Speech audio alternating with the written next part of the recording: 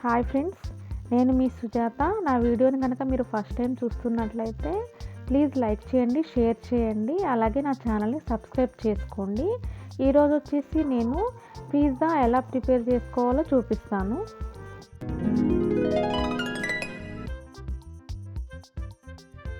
ముందుగా నేను 1.5 కప్పు గోధుమ పిండి తీసుకున్నా, అలాగే 1 స్పూన్ సాల్ట్ యాడ్ చేసుకున్నాను, అలాగే 1.5 స్పూన్ బేకింగ్ పౌడర్ యాడ్ చేసుకున్నా. మీ దగ్గర బేకింగ్ పౌడర్ లేకపోతే దానికి ఆల్టర్నేట్గా ఏం యూస్ చేసుకోవాలో వీడియో లాస్ట్లో చెప్తాను.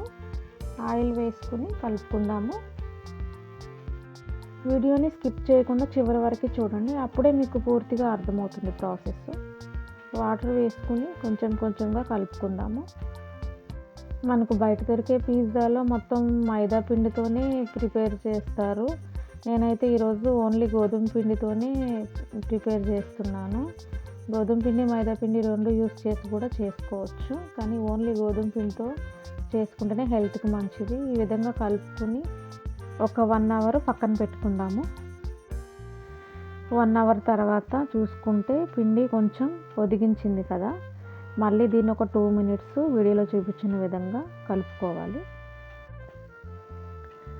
ఇప్పుడు మనం పిండి ముద్దని చపాతీలాగా చేసుకుందాము. వీడియోలో చూపించిన విధంగా చేయండి. మీరు కూడా గోధుమ పిండితో పిజ్జాని ఇలా ఒకసారి ట్రై చేయండి. మైదా ఇష్టపడని వాళ్ళు గోధుమ పిండితో ఇలా చేసుకోవచ్చు. మొత్తం చపాతీని ఈ విధంగా రౌండ్గా చేసుకున్నాం కదా, దీన్ని పక్కన పెట్టుకుని ఒక ప్లేట్ తీసుకుందాము. ప్లేట్కి మొత్తం బటర్ని అప్లై చేసుకుందాం. అప్లై చేసుకుని ప్లేట్లో చపాతీని పెట్టుకుందాము. పెట్టుకుని మొత్తం చుట్టూతా ఇలా ఫోల్డ్ చేసుకుందాము. వీడియోలో చూపించిన విధంగా ఫోల్డ్ చేసుకోండి. ఇప్పుడు ఫోర్క్ని తీసుకుని చపాతీకి ఈ విధంగా ఫోల్డ్ చేసుకుందాము. నెక్స్ట్ వచ్చి దీనిపైన నేను పిజ్జా సాస్ అప్లై చేస్తాను. పిజ్జా సాస్ మీ దగ్గర అవైలబుల్లో లేకపోతే దాన్ని ఇంట్లోనే ఈజీగా ఎలా ప్రిపేర్ చేసుకోవాలి నేను ఒక వీడియో అయితే చేశాను. ఆ వీడియో లింక్ డిస్క్రిప్షన్లో ఇస్తాను, మీరు తప్పకుండా చూడండి. పిజ్జా సాస్ అప్లై చేస్తాం కదా, దానిపైన కొంచెం చీజ్ వేసుకుందాం. అలాగే వెజిటబుల్స్ తీసుకున్నాను. 3 కలర్స్ క్యాప్సికమ్, టమాటో, ఆనియన్ తీసుకున్నాను. వీటిల్లో 1 స్పూన్ సాల్ట్ యాడ్ చేసుకుందాము. అలాగే chaat masala powder 1 spoon add చేసుకుని కలుపుకుందాము. మీ దగ్గర చాట్ మసాలా అవైలబుల్లో లేకపోతే దానికి ఆల్టర్నేట్గా ఏం యూస్ చేయాలో వీడియో లాస్ట్లో చెప్తాను. ఇప్పుడు మనం వెజిటబుల్స్ అన్నీ యాడ్ చేసుకుందాము. నెక్స్ట్ చిల్లీ ఫ్లేక్స్ యాడ్ చేసుకుందాం. నెక్స్ట్ వెజిటబుల్స్ పైన సోయా సాస్ యాడ్ చేసుకుందాము.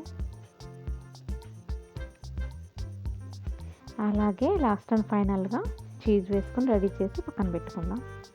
ఇప్పుడు ఒక మందంగా ఉన్న బౌల్ తీసుకున్నా, దాని అడుగున సాల్ట్ వేసుకుని ఒక బాక్స్ మూత మిడిల్లో పెట్టేశాను. దానిపైన మన పిజ్జా ప్లేటు అంచులకి తాకకుండా పెట్టుకోవాలి. ఇలాగని కాదు, మీ దగ్గర ఏది అవైలబుల్లో ఉంటే అది పెట్టుకోవచ్చు. కుక్కర్లో కూడా పెట్టుకోవచ్చు.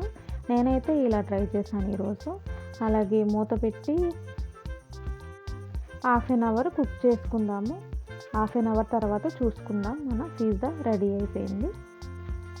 ఇందాక బేకింగ్ పౌడర్కి ఆల్టర్నేట్ చెప్తాను కదా, మీ దగ్గర బేకింగ్ పౌడర్ లేకపోతే వంట సోడా 1.5 స్పూన్ యాడ్ చేసుకోండి. అలాగే చాట్ మసాలా లేకపోతే జీలకర్ర, ధనియాలు, మిరియాలు పౌడర్ చేసుకుని 1 స్పూన్ యాడ్ చేసుకోండి. మన టేస్టీ పిజ్జా రెడీ అయిపోయింది. ఈ వీడియో కనుక మీకు నచ్చితే లైక్ చేయండి, షేర్ చేయండి. మరిన్ని ఇంట్రెస్టింగ్ వీడియోల కోసం నా ఛానల్ని సబ్స్క్రైబ్ చేయండి. బాయ్.